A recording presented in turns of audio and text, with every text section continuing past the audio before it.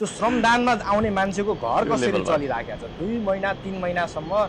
श्रमदान भनेर हिँड्दाखेरिमा उहाँको घरमा परिवार होला बालबच्चा होला सबैहरू कसरी चाहिँ त्यो एडजस्ट गर्छन् कतै उनीहरूले तलब त पाउँदैनन् श्रमदानमा आउने मान्छेले तलब पाउँछ कि पाउँदैन फेरि तपाईलाई भन्छ अलि एक त्यहाँनेर गएर भात खाएको भाग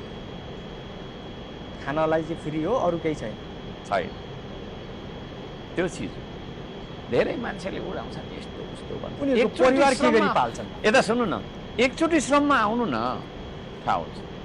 त्यति साह्रै तपाईको छैन के अरे आर्थिक अवस्था के अरे नाजुक भएको मान्छे त त्यहाँ जाँदै जाँदैन त्यसो गर्न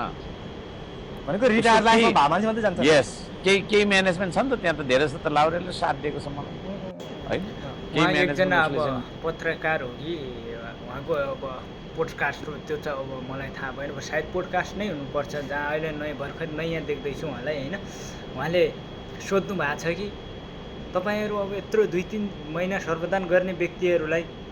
तलब दिनु पैसा दिनुहुन्छ कि के गर्नुहुन्छ भनेर सोध्दै गर्दा हर्क साम्पाङको जवाफ के छ सुन्नुभयो होला हैन अगाडि पनि भिडियो राखिदिएको छु उहाँले भन्नुभएको छ सबै रिटायर्ड लाउरेहरू मात्रै हुन् भन्नुभएको छ क्या त्यहाँ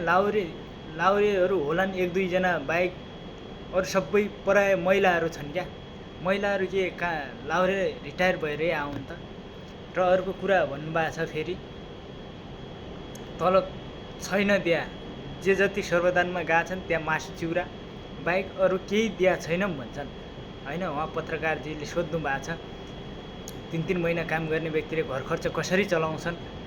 भन्दै गर्दा हर्क साम्पाङले भन्नुभएको छ त्यहाँ आर्थिक स्थिति कमजोर भएको मान्छे आउँदैन अरे भन्नुभएको छ क्या अब आर्थिक स्थिति कमजोर नभएको मान्छे जाँदैन र त्यहाँ सबै लाउरे जान्छन् भनेपछि ती कहाँबाट आए त लाउरे त्यत्रो सबै ती महिलाहरू रिटायर्ड लाउरे नै हुन् त ती महिलाहरू तपाईहरुलाई के लाग्छ